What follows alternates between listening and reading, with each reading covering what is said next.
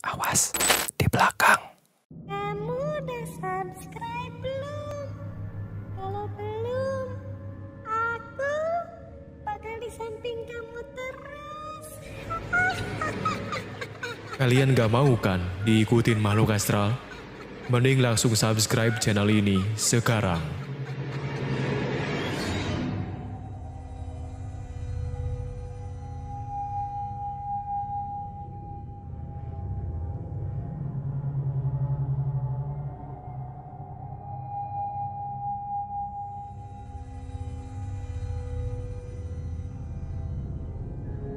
Assalamualaikum warahmatullahi wabarakatuh. Sobat Awas dimanapun kalian berada, semoga selalu ada di dalam lindungan Tuhan Yang Maha Esa, diberi umur yang berkah dan diberi kelancaran rezeki. Amin.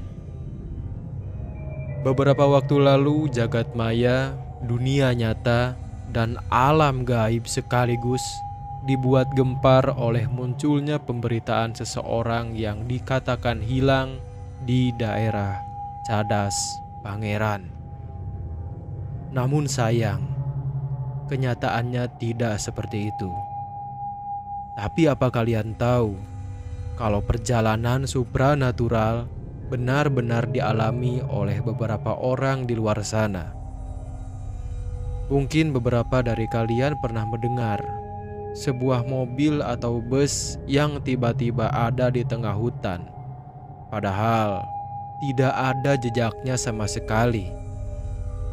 Begitulah misteri alam supranatural. Banyak yang masih perlu kita telaah lagi sampai benar-benar diketahui benang merahnya. Sama seperti apa yang dialami oleh Sobat Awas yang ceritanya akan kami bacakan di episode kali ini.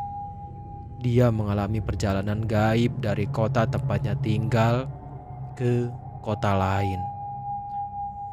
Kami ingatkan Sobat Awas, buat kalian yang pengen share cerita, bisa kalian kirim hasil rekaman atau tulisan kalian ke email kirimceritahoror@gmail.com, atau bisa DM langsung ke akun Instagram @ai_Permadi.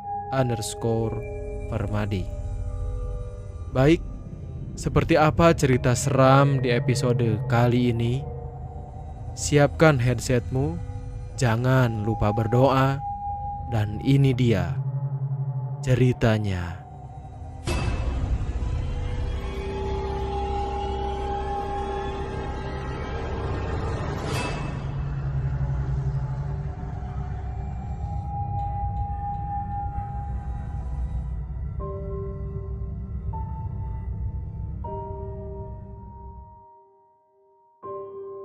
Kejadian ini terjadi beberapa tahun lalu. Dialami oleh pemuda lajang asal kota Bandung yang baru saja bergabung jadi seorang kurir di sebuah ekspedisi pengiriman barang. Namanya Evan.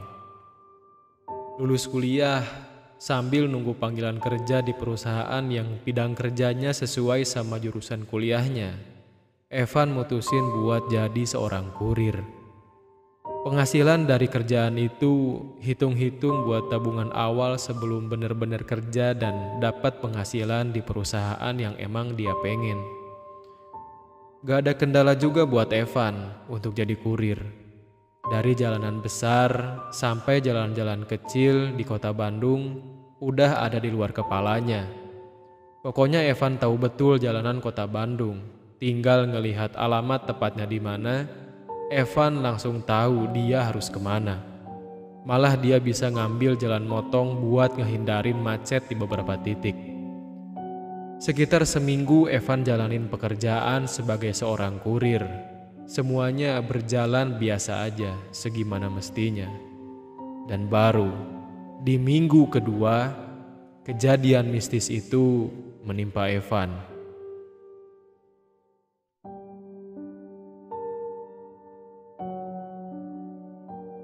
Hari Senin di minggu kedua dia kerja jadi kurir, Evan harus nganterin barang yang banyak ke beberapa titik yang ada di wilayah Bandung Timur.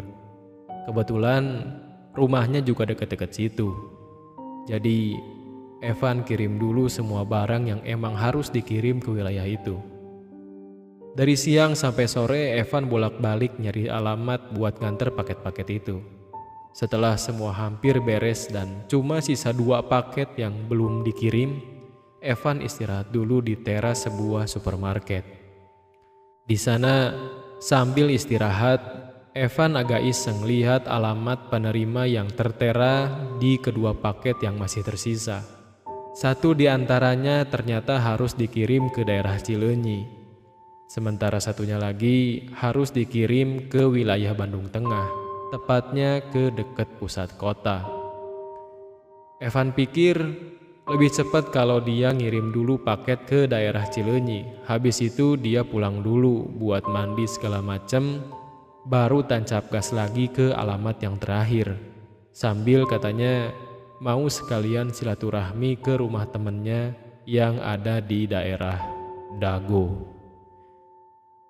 Habis dari Cileunyi dan pulang, Evan baru berangkat ke alamat terakhir sehabis maghrib.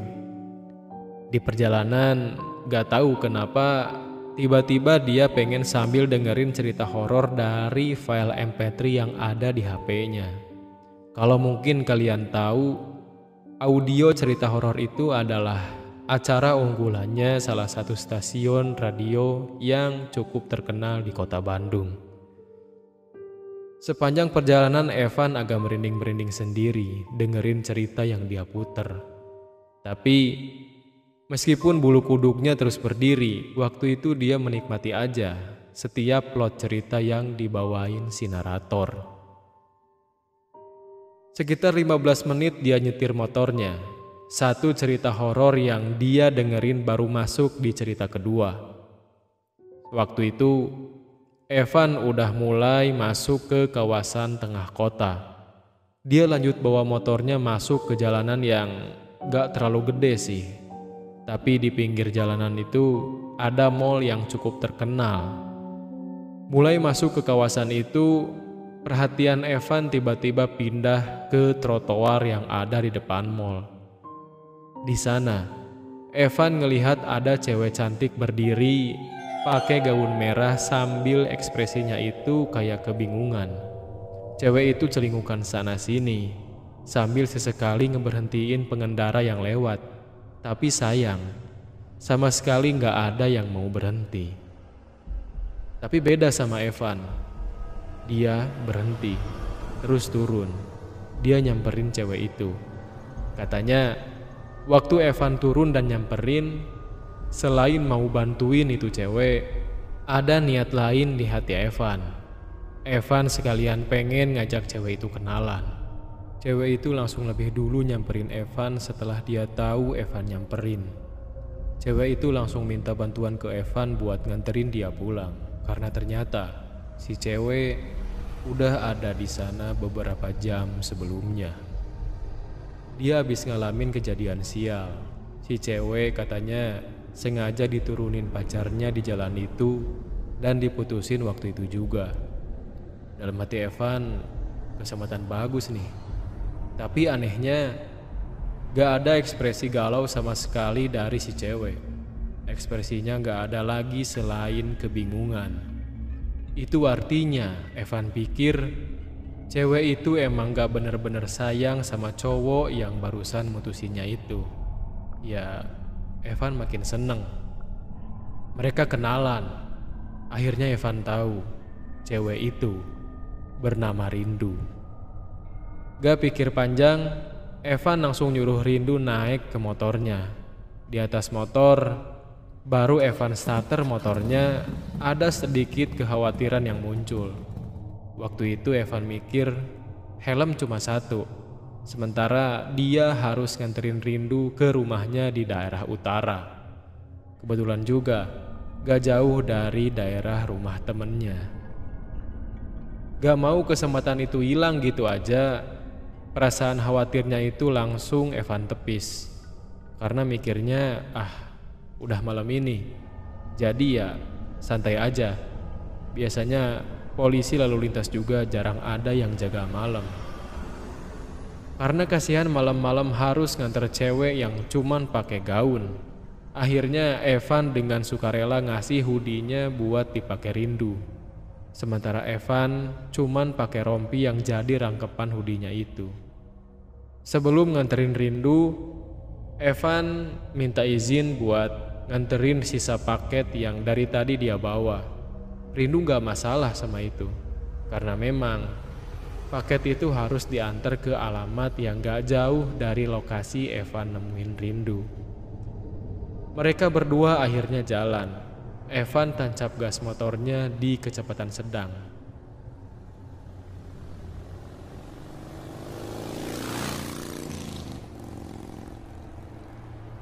Di sepanjang jalan, setelah Evan nganterin paket terakhirnya, Evan dan Rindu ngobrol bareng. Malah dari obrolan itu, Rindu janji bakal ngasih nomor HP sesampainya Evan nganter dia sampai di depan rumah. Janji Rindu itu terus terngiang-ngiang di kepala Evan. Jelas Evan seneng, sampai-sampai dia gak sadar kalau dia udah jalanin motornya masuk ke wilayah yang udah jarang rumah-rumah warga. Sementara di belakang Evan, Rindu belum ngasih petunjuk selanjutnya. Seketika tersadar, Evan nanya ke Rindu, "Rin, ini kemana lagi ya?" Rindu cuma nyuruh Evan buat terus aja. Katanya rumahnya itu di paling ujung. Evan agak heran waktu lihat ke sekeliling. Pemandangan kota Bandung yang biasanya kelihatan dari atas, waktu itu gak kelihatan sama sekali. Tapi Evan berusaha biasa aja. Dia fokus lagi ke jalanan buat sampai di ujung jalan, di rumah Rindu.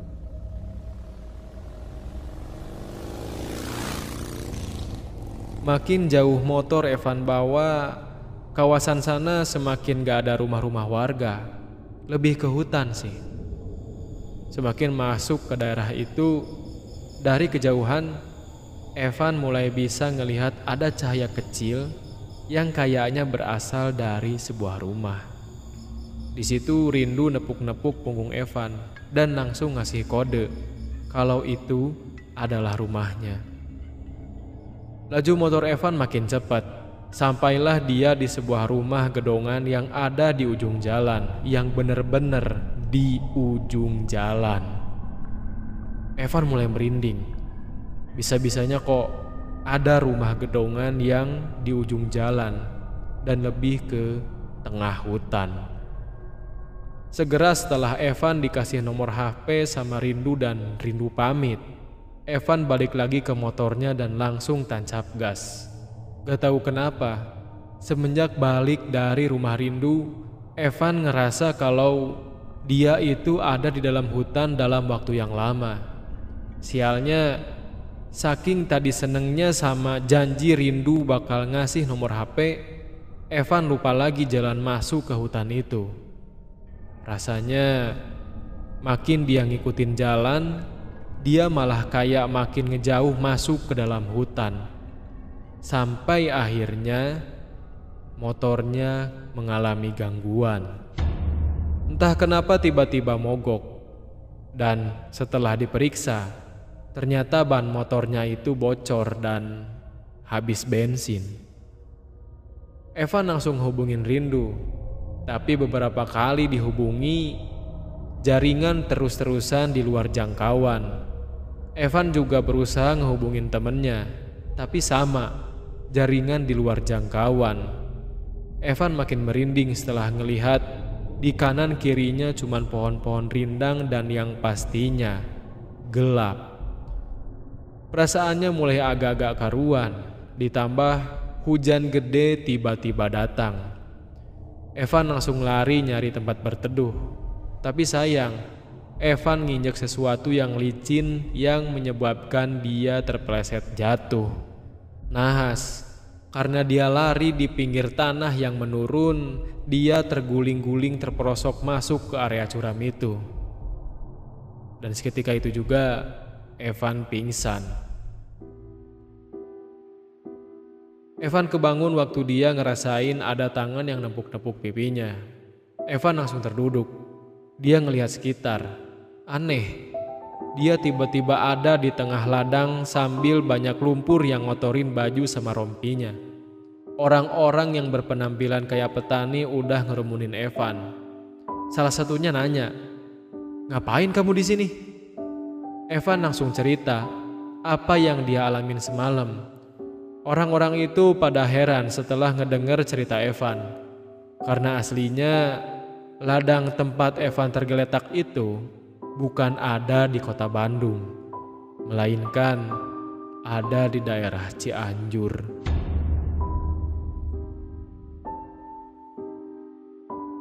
Dia sama sekali gak habis pikir. Terus gimana nasib motornya?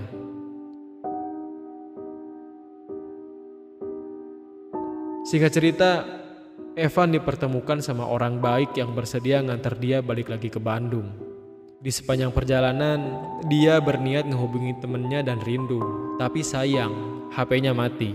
Evan minta pengantarnya itu untuk langsung nganterin ke rumah.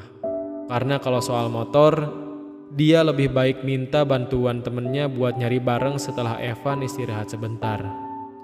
Udah sampai deket-deket rumahnya, setelah Evan dibuat kaget dan bingung sama kejadian yang dialaminya, Evan makin dibuat kaget sama kerumunan orang-orang yang ngerumuni rumahnya. Setelah Evan turun, mereka semua sontak kaget bahagia. Terus tiba-tiba ada seorang wanita berumur yang dibilang lansia yang ngebelah kerumunan terus meluk Evan. Itu ibunya. Evan yang malah makin bingung nanya ke ibunya, "Ada apa ini, Mah?" Ibunya jawab kalau katanya Evan ternyata udah hilang selama 2 hari. Dan dicoba dihubungin ke teman-temannya pun gak ada yang tahu, termasuk ke teman yang di daerah Dago itu. Dan yang paling aneh, setelah Evan diarak ke teras rumahnya, ternyata di sana ada motornya lengkap dengan paket yang dia simpan di depan joknya. Lututnya waktu itu benar-benar langsung lemes. Dia langsung duduk. Ternyata kejadian semalam adalah kejadian di mana Evan diajak main-main ke dimensi lain yang menyebabkan dia harus terlempar jauh ke kota lain. Setelah kejadian itu, Evan nyari tahu mitos penunggu apa aja yang ada di depan mall itu. Tapi sampai saat ini, dia belum punya jawaban tentang itu. Dan sampai saat ini juga, dia masih bertanya-tanya, siapa rindu?